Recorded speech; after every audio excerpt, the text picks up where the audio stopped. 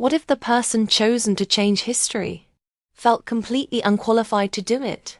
Well, get ready, because today we're diving into the epic tale of Moses, a story of survival, royalty, revolution, and miracles.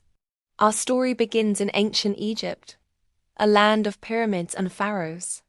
The Israelites, living as slaves, were growing in number, and this scared the powerful Pharaoh. So, he gave a terrible order. Every newborn Israelite boy was to be thrown into the Nile River. It was a dark and fearful time. But one brave mother couldn't bear to lose her son. She wove a small basket out of reeds, coated it with tar and pitch to make it waterproof, and gently placed her baby inside.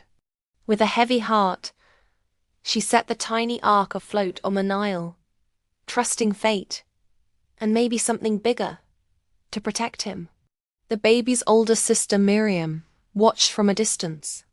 As luck or divine intervention would have it, the basket floated right to where Pharaoh's own daughter was bathing.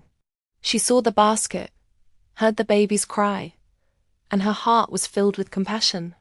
She knew he was an Israelite baby, but she decided to adopt him as her own. She named him Moses, which means to draw out, because she drew him out of the water. So, the boy who was supposed to be a victim of the Pharaoh's cruelty grew up as a prince of Egypt. He lived in the palace, received the best education, and was treated like royalty. But he was living a double life.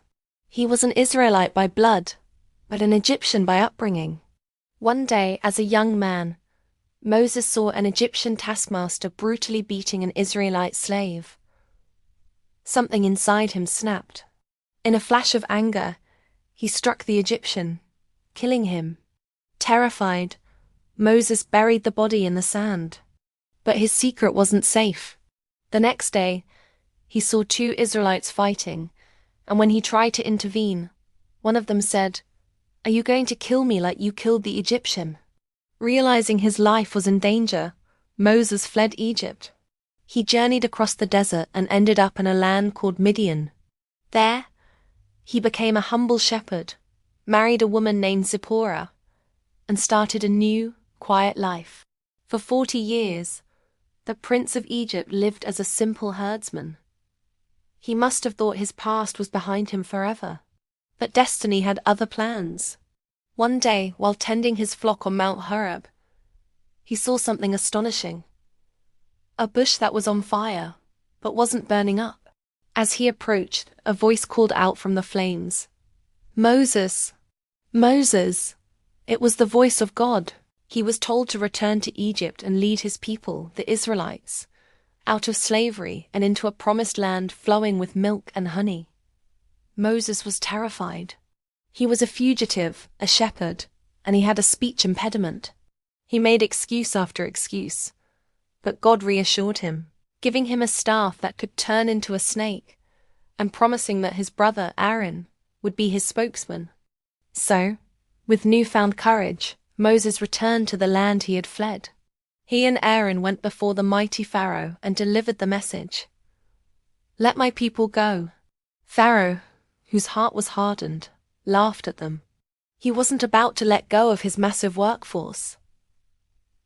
And so began a dramatic showdown. To prove his power, God sent a series of 10 devastating plagues upon Egypt. The Nile turned to blood. Frogs swarmed the land. Gnats and flies tormented the people. Livestock died.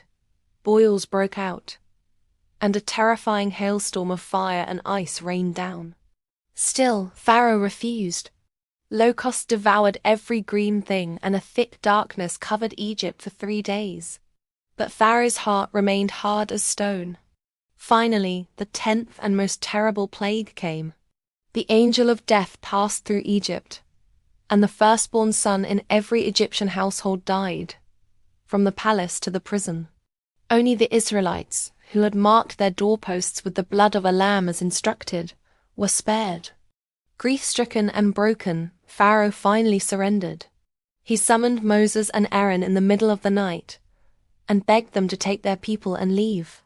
The Israelites, after 430 years of bondage, were finally free. They left in such a haste, they didn't even have time to let their bread rise. Their journey was just beginning, leading to the miraculous parting of the Red Sea, and 40 years in the wilderness. But that's a story for another day. The tale of Moses is a powerful reminder that even in the darkest of times, hope can be born, and that ordinary people can be called to do extraordinary things. Thanks for watching. If you enjoyed this epic story, hit that like button, and don't forget to subscribe for more amazing tales from history.